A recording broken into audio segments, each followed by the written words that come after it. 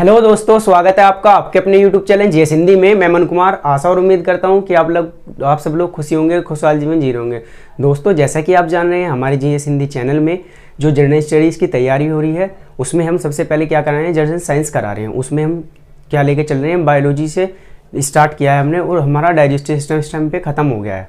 अब आगे हम पढ़ेंगे क्या दोस्तों, अब हम पढ़ेंगे रेस्पिरेटरी सिस्टम। रेस्पिरेटरी सिस्टम क्या होता है? श्वसन तंत्र।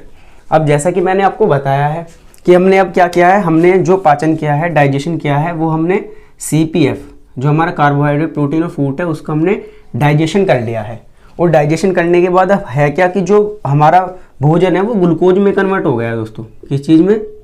ग्लूकोज में। अब ये ग्लूकोज में कन्वर्ट तो हो गया है, लेकिन जैसा कि आप जानते हैं कि हमारा जो भोजन होता है वो क्या करता है, हमें ऊर्जा प्रदान करता है। अब जो हमारी ग्लूकोज है, हमारा शरीर इससे डायरेक्ट तो ऊर्जा लेगा नहीं भाई, अब हमें इसे क्या करना पड़ेगा, हमें इसे अब जलाना पड़ेगा। ठीक उसी प्रकार जलाना पड़ेगा जिस प्रकार से हमें अपनी बाइक को चलाने में या हमें अपनी कार को चलाने में पेट्रोल को जलाने की आवश्यकता होती है, उसी प्रकार से हमें अब ग्लूकोज को जलाना पड़ेगा। और उसके लिए क्या होता है, उसके लिए हमें होगी ऑक्सीजन की आवश्यकता। किसकी आवश्यकता होगी दोस्तों? हमें होगी उसके लिए ऑक्सीजन की आवश्यकता। किसकी आवश्यकता? ऑक्सीजन की आवश्यकता। तो उसके लिए हम क्या करेंगे, अपने मुख से ऑक्सीजन लेंगे, उस पर क्या करेंगे, हम ग्लूकोज को जलाएंगे, जिससे कि हमारा जो कोई भी ऑर्गन है, जैसे सपोज कीजिए हमारा हाथ है, अब भाई मैं इससे मार्कर से लिखना स्टार्ट कर रहा हूँ, तो इसे क्या है, ऊर्जा की आवश्यकता है। अब जब इसे ऊर्जा की आवश्यकता है तो होगा क्या कि हमारा जो मतलब रेस्पिरेटरी सिस्टम है वो सांस लेगा, मतलब कि हमारी नाक सांस लेगी, उससे क्या होगा, ग्लूकोज को बर्न किया जाएगा और हमारी जो हाथ है उससे उसे एनर्जी मिल जाएगी, जिससे वो लिखने के लिए स्टार्ट हो जाएगा। तो यही काम होता है, मतलब कि ऑक्सीजन को लेना और उसके बाद में जो हमारी ग्लूकोज जल जाएगी, बर्न हो जाएगी और कार्बन डाइऑक्साइड बनेगी, उसके बाद कार्बन डाइऑक्साइड को बाहर निकालना। यही वर्क होता है दोस्तों रेस्पिरेटरी सिस्टम का। ठीक है, अब बात करते हैं कि हमारा रेस्पिरेटरी सिस्टम तो है, ठीक है। अब जो हमारा ऑक्सीजन है वो दो प्रकार से जला जाएगा, ठीक है। जो कोशिका में वो ऑक्सीजन का वो होगा, मतलब ऑक्सीकरण होगा, वो दो प्रकार से होगा। एक तो होगा दोस्तों ऑर्बिक रेस्पिरेशन, ऑर्बिक मतलब ऑक्सी श्वसन, और एक होगा एनऑर्बिक रेस्पिरेशन मतलब अनऑक्सी श्वसन। अब इसमें होगा क्या समझिए, कभी कभी क्या होता है कि मतलब जब हमारे लंग्स है, जब उन्हें पूर्ण रूप से ऑक्सीजन मिलेगी तो उसे कहेंगे ऑक्सी श्वसन, कि जब उसमें मतलब ऑक्सीजन की उपस्थिति में ग्लूकोज को जलाया जाएगा, ठीक है, तो उसे कहेंगे ऑक्सी श्वसन। लेकिन कभी कभी होता क्या है कि ऑक्सीजन की कमी हो जाती है, तो होता क्या है कि जो हमारा मतलब हमारा जो बॉडी होती है वो करती क्या है कि वो उसे केमिकली ब्रेक कर देती है ग्लूकोज को, और ग्लूकोज को केमिकली ब्रेक करके क्या करती है, जंतुओं में तो बनाती है लैक्टिकम, और जो हमारे पेड़ पौधे होते हैं उसमें बनाती है एथाइल एल्कोहल।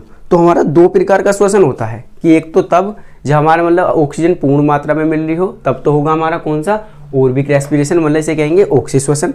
और जब हमें पूर्ण रूप से ऑक्सीजन नहीं मिलेगी तो हो क्या गया कि जो हमारी ग्लूकोज है वो केमिकली रूप से ब्रेक होगी, और केमिकली रूप से ब्रेक होकर के मतलब रासायनिक रूप से टूट करके जो जंतु हैं, जंतु में क्या करेगी, जंतु में तो बनाएगी वो हमारा लैक्टिकम, और जो हमारे पेड़ पौधे हैं उनमें बनाएगी हमारा इथाइल एल्कोहल। तो ये दो प्रकार के रेस्पिरेशन होते हैं, मतलब कि जो कोशिका होती है उसमें श्वसन दो प्रकार का होता है, एक तो ऑक्सी श्वसन, ऑक्सीकारक श्वसन, और एक अनऑक्सीकारक श्वसन। तो सबसे पहले आप लिखेंगे रेस्पिरेटरी सिस्टम, और रेस्पिरेटरी सिस्टम में लिखेंगे श्वसन तंत्र में वायु का लेन देन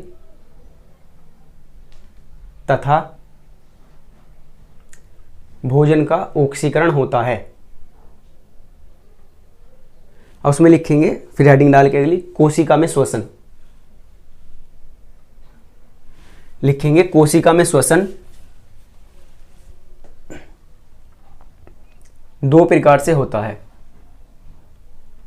उसमें नंबर एक हेडिंग डालेंगे ऑर्बिक रेस्पिरेशन, मतलब ऑक्सीकारक ऑक्सी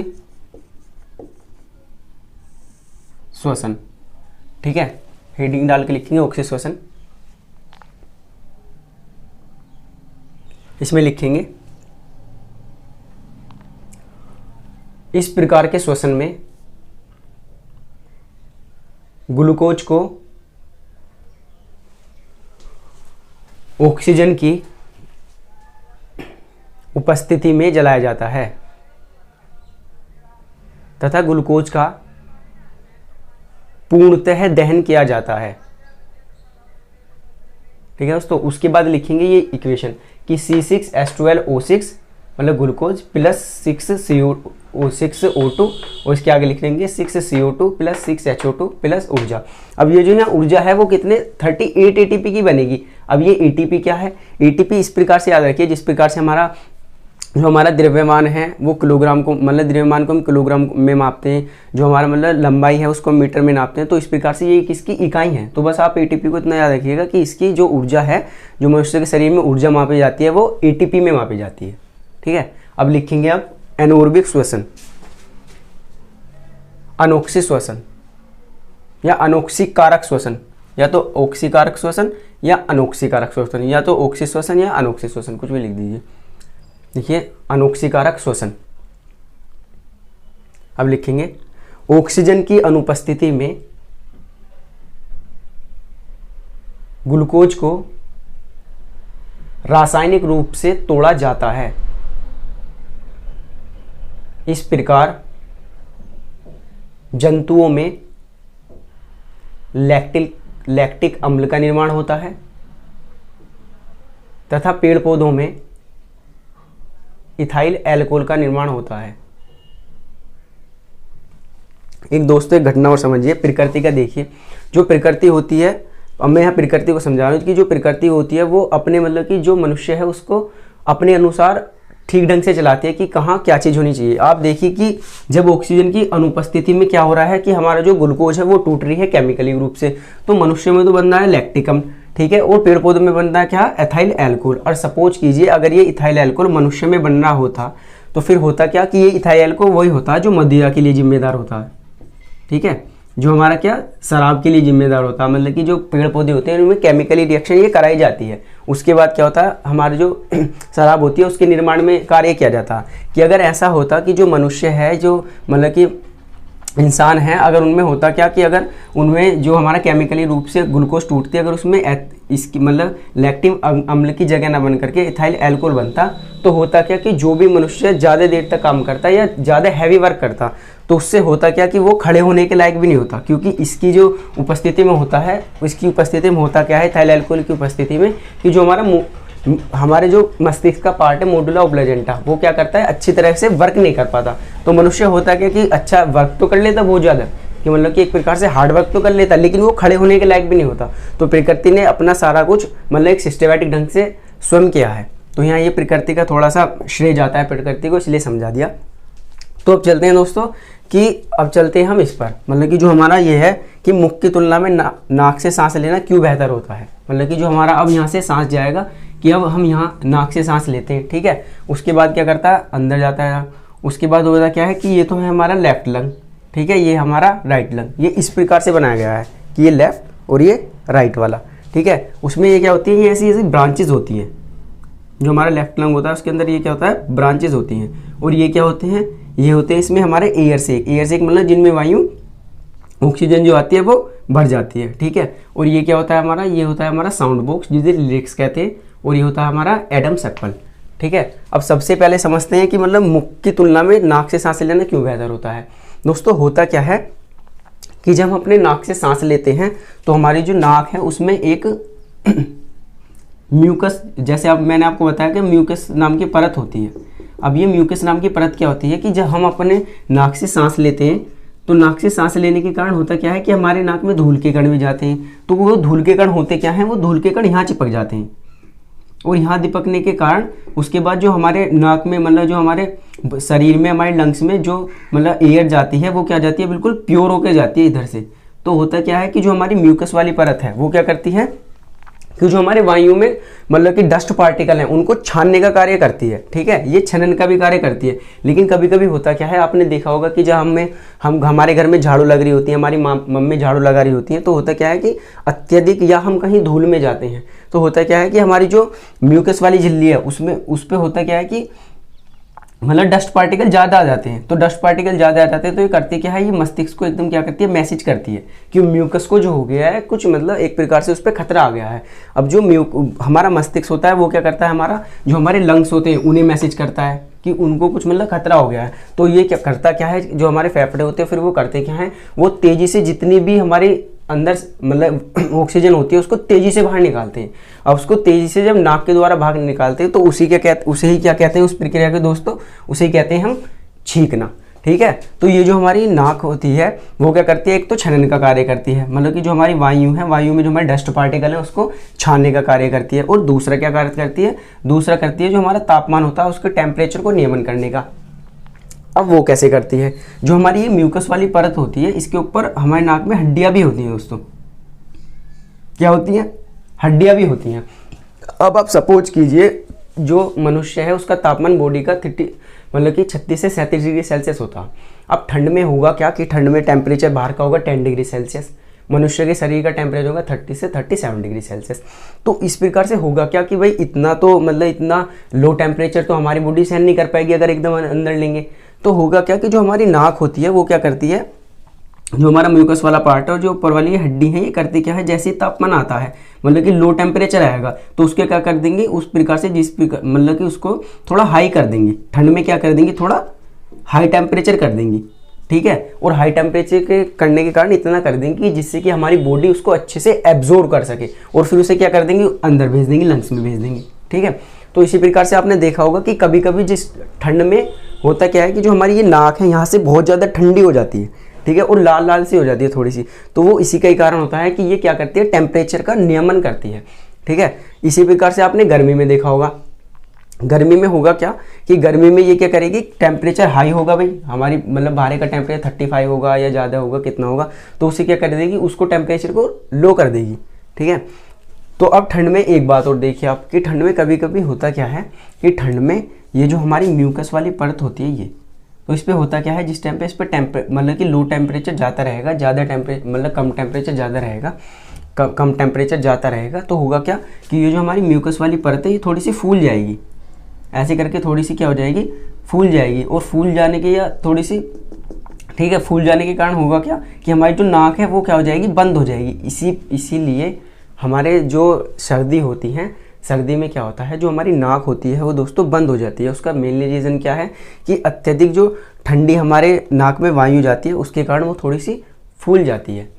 ठीक है, इसी प्रकार आपने गर्मियों में क्या देखा होगा, गर्मियों में आपने जनरली ये देखा होगा कि हम जब अत्यधिक मतलब जहाँ टेम्परेचर एकदम हाई होता है, मतलब कि लो टेम्परेचर से एकदम हाई टेम्परेचर में निकल के जाते हैं, तो होता क्या है कि हमारे नाक से एकदम पानी बहने लगता है। उसका रीज़न क्या है कि जब गर्मियों में होगा क्या कि गर्मियों में जब हमारा हाई टेम्परेचर एकदम म्यूकस वाली परत पे जाएगा तो म्यूकस वाली परत क्या होगी, हल्की सी पिघलने लग जाएगी, और पिघलने के कारण होगा क्या कि हमारे नाक से पानी बहना स्टार्ट हो जाएगा। यही रीज़न होता है दोस्तों कि जो सर्दी होती हैं, सर्दियों में तो हमारी नाक ठप हो जाती है, मतलब ठप का मतलब एक प्रकार से रुक जाती है, बंद हो जाती है।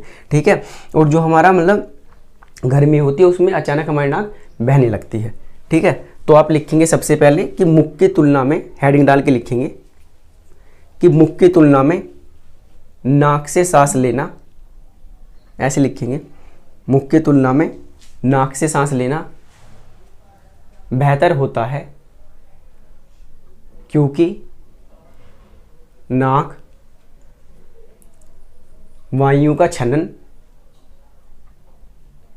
तथा नियमन करती है।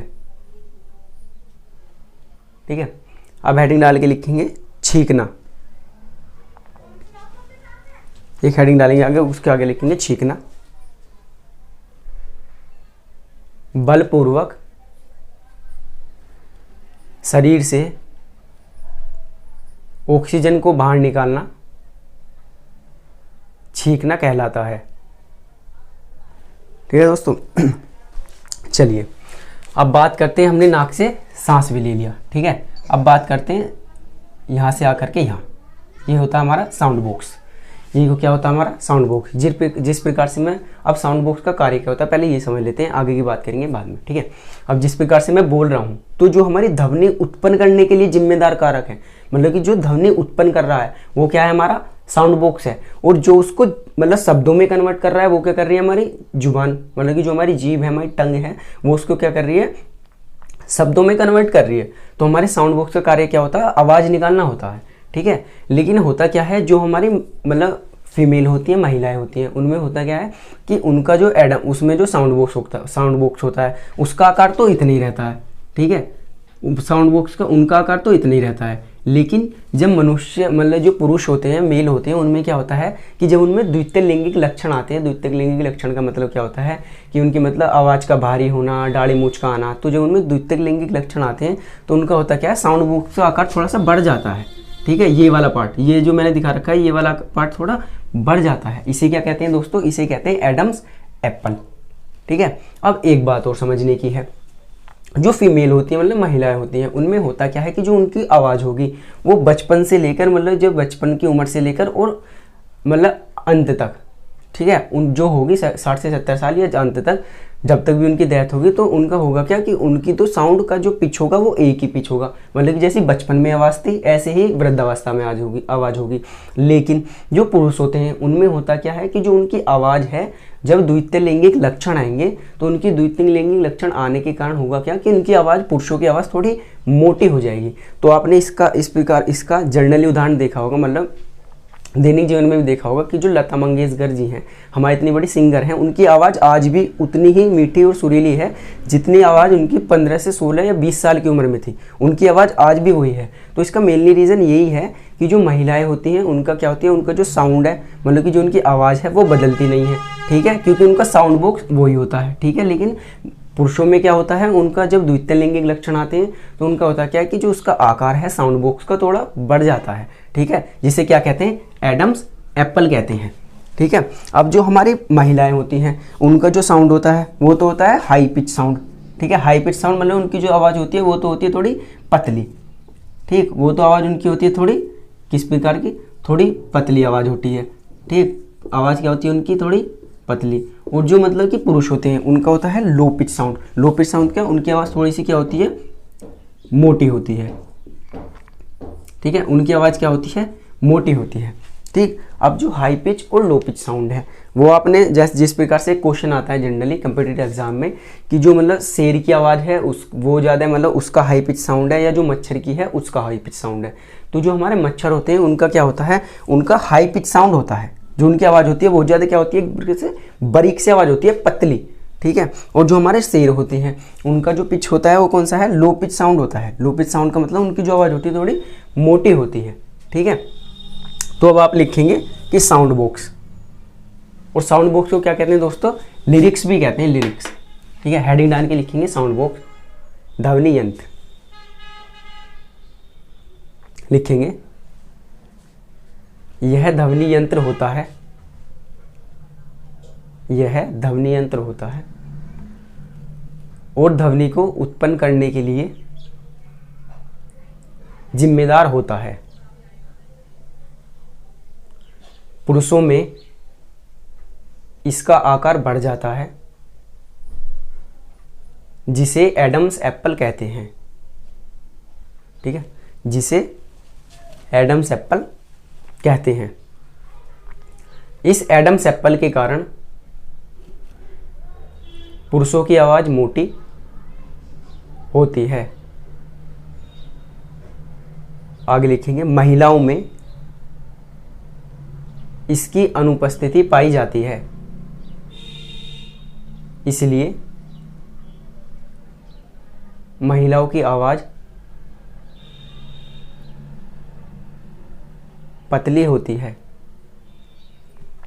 वहाँ ये भी लिख सकते हैं कि इनका जो साउंड होता है वो हाई पिच साउंड होता है, मतलब कि जो हमारी महिलाएं उनका जो होता है, लिख देना ब्रैकेट में करके कि महिलाओं का, लिखेंगे महिलाओं का आवाज़, महिलाओं की आवाज़ हाई पिच साउंड की होती है। हाई पिच साउंड मतलब उच्च तारत्व की होती है, जबकि पुरुषों की आवाज़ लो पिच साउंड निम्न तारत्व की होती है।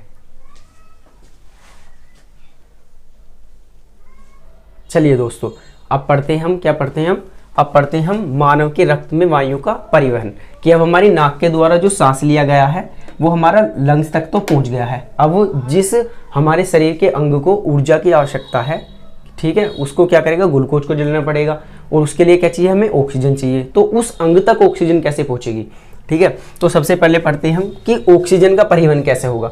तो ऑक्सीजन का परिवहन कैसे होगा, इसके लिए होता क्या है कि जो हमारा रक्त होता है, रक्त में हीमोग्लोबिन पाया जाता है।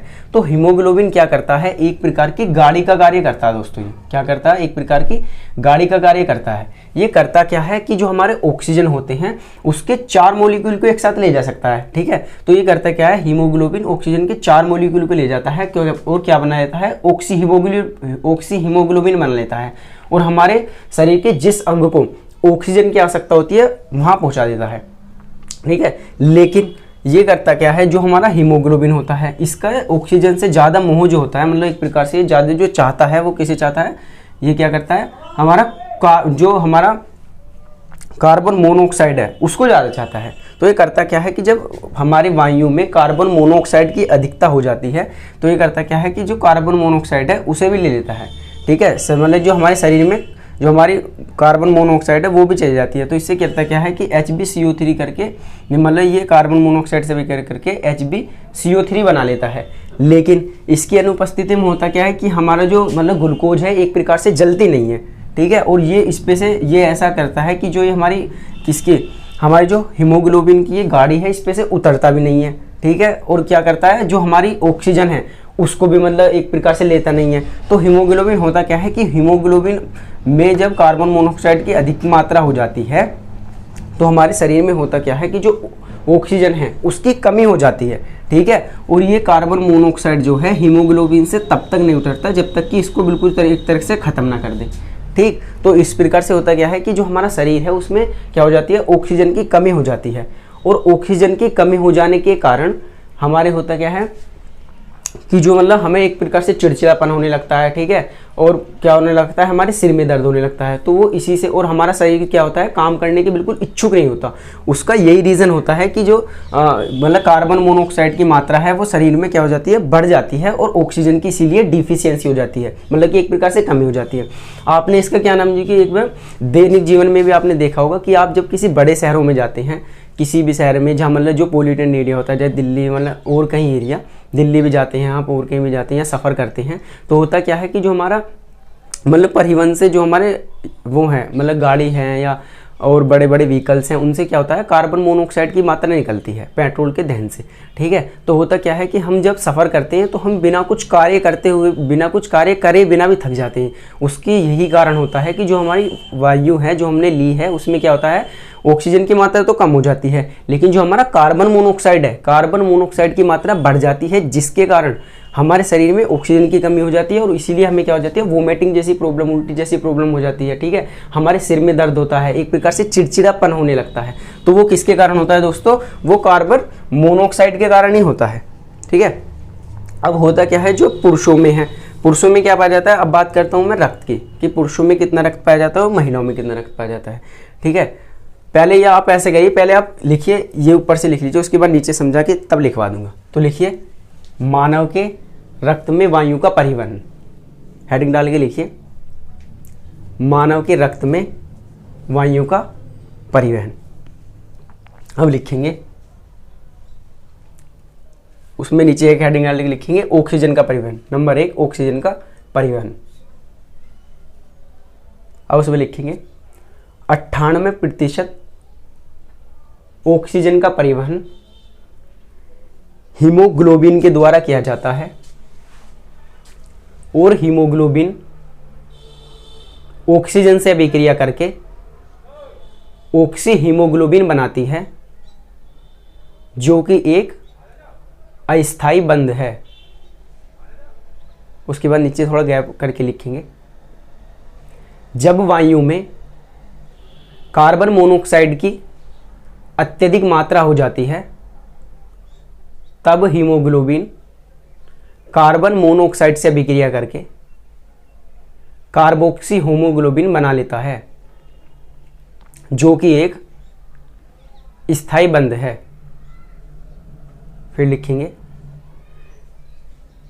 कार्बन मोनोऑक्साइड की अधिकता हो जाने के कारण रक्त में ऑक्सीजन की कमी हो जाती है,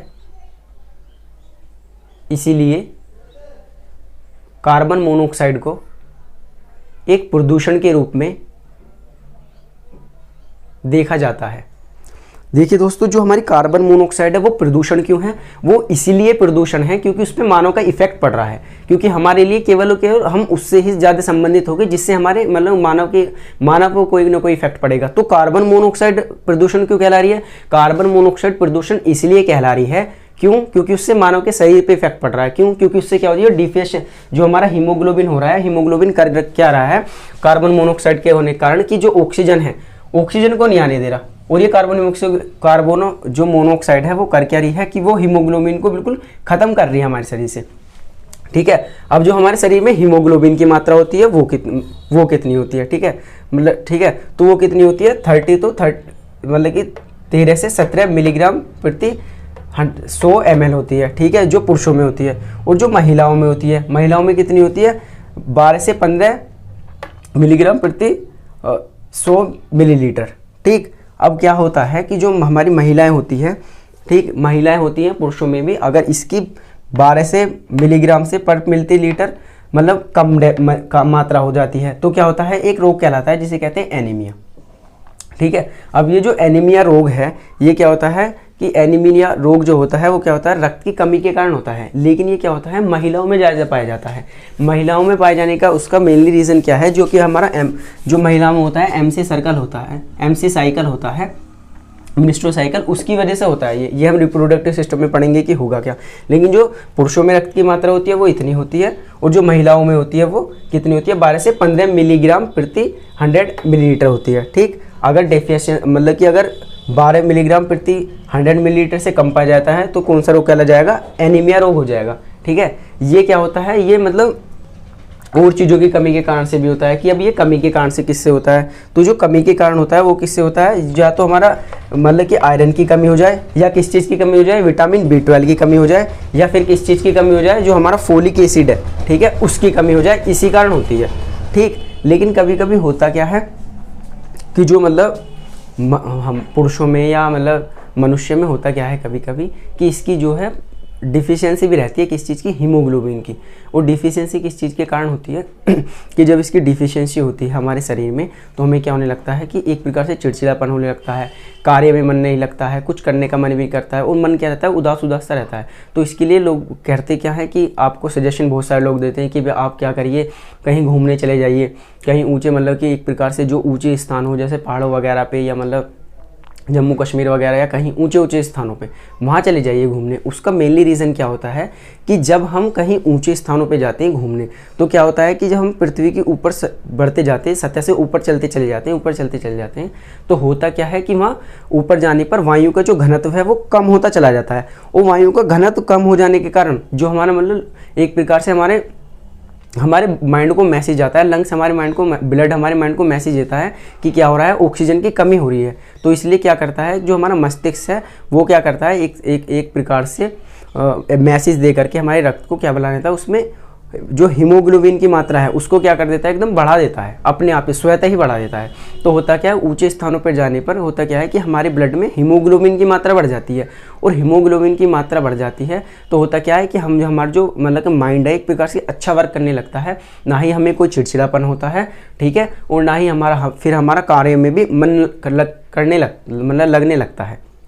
ठीक, इसीलिए कहते हैं कि मतलब एक प्रकार से घूमना भी चाहिए, ऊंचे स्थानों पे जाना चाहिए, ऐसे मतलब घूमना चाहिए। तो इससे मेनली रीज़न क्या है कि हमारे जो बॉडी है उसमें हीमोग्लोबिन की मात्रा बढ़ जाती है। और जब हम फिर अपने जो हमारे मतलब एक प्रकार से मैदानी क्षेत्र हैं, जब हम अपने मैदानी क्षेत्र में आते हैं तो क्या होता है? हम प्रॉपर रूप से जब हीमोग्लोबिन की मात्रा होगी तो हमारा कार्य में भी मन लगेगा, और भी कार्य करने में हमारा मन लगेगा।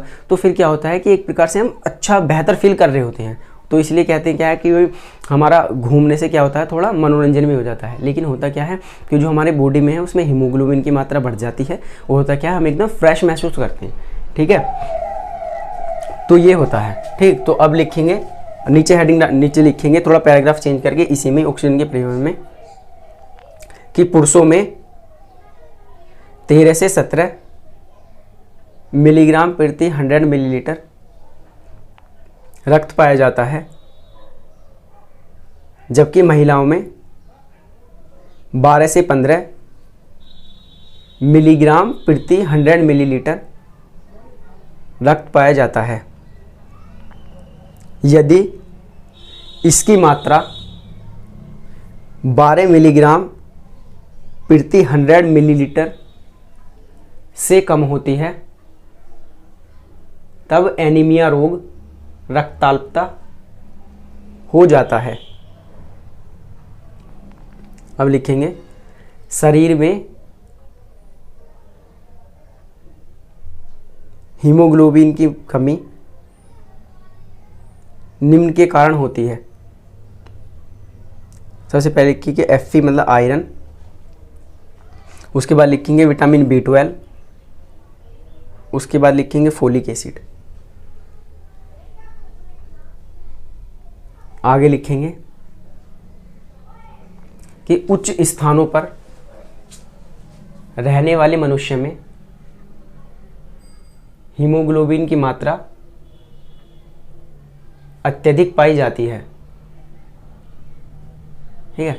अब दोस्तों होगा क्या कि हमारी ऑक्सीजन आ तो गई, मतलब कि हमारे ब्लड उसमें क्या हुआ कि जिस ऑर्गन को कार्य करना था उस तक ऑक्सीजन हमारी पहुंच तो गई, ठीक है, जल भी गई। अब वहाँ से क्या होगा, वहाँ से कार्बन डाइऑक्साइड रिलीज होगी, ठीक है। तो कार्बन डाइऑक्साइड रिलीज होगी तो उसको मतलब दोबारा ही मतलब यहाँ एक प्रकार से एयर सेक में लाया जाएगा, ठीक। जब यहाँ लाया जाएगा एयर सेक में, फिर ये क्या करेंगे, यहाँ से बाहर भी करेंगे नाक के द्वारा, ठीक। तो अब होगा क्या कि ऑक्सीजन का जो वहाँ से परिवहन होगा वो किस प्रकार से होगा, भाई ले जाने के लिए तो हमारा हीमोग्लोबिन था, हीमोग्लोबिन हमारा 18% ऑक्सीजन को ले गया, लेकिन वहाँ से जो कार्बन डाइऑक्साइड को लाएगा वो कौन लाएगा। अब देखिए जो कार्बन डाइऑक्साइड को लाएगा, ले जाने के लिए तो हमारी एक गाड़ी लगी थी, मतलब एक कैरियर लगा था, लेकिन लाने के लिए क्या होगा, हमारा 3 प्रकार से आ सकता है। अब देखिए यहाँ भी प्रकृति का अपना एक मतलब एक प्रकार से क्या है, उदारता है कि हमारा जो मतलब एक प्रकार से ऐसा माना जाता है कि मनुष्य में भले ही मतलब अच्छे गुण आए ना आए, लेकिन उसकी जो बुरी आदतें हैं वो जल्दी से जल्दी छूट जानी चाहिए। तो हमने क्या हुआ कि हमारी जो अच्छी चीज़ें हैं वो तो हमारी एक ही सोर्स से आ रही हैं, लेकिन जो हमारी बुरी चीज़ है मतलब एक प्रकार से हमारे शरीर में जो कार्बन डाइऑक्साइड एक प्रकार से जहर की तरह बना है, उसे निकालने के लिए क्या हुआ है, बाइकार्बोनेट के द्वारा भी निकलेगा, हीमोग्लोबिन के द्वारा भी निकलेगा और रक्त में घुलकर भी निकलेगा। तो 3 रिसोर्स मतलब जो हमारे 3 सोर्स हैं उनसे ये बाहर निकलेगा, ठीक है। तो लिखेंगे कार्बन डाइऑक्साइड का परिवहन, ठीक। उसमें लिखेंगे सबसे पहले बाइकार्बोनेट द्वारा, क्योंकि हमारे शरीर में तो आपको पाया जाता है सोडियम, पोटेशियम जो हमारे रक्त में और हाइड्रोजन जैसे क्या पाए जाते हैं, ये जो हमारे एक प्रकार से अणु हैं वो पाए जाते हैं, ठीक है। तो लिखिए बाइकार्बोनेट द्वारा, पहले लिखेंगे बाइकार्बोनेट द्वारा, तो लिखेंगे 70% कार्बन डाइऑक्साइड का स्थानांतरण बाइकार्बोनेट द्वारा किया जाता है, ठीक है। दूसरा लिखेंगे हीमोग्लोबिन के द्वारा, फिर लिखेंगे 23% कार्बन डाइऑक्साइड का स्थानांतरण हीमोग्लोबिन के द्वारा किया जाता है। फिर लिखेंगे तीसरा रक्त में घुलकर,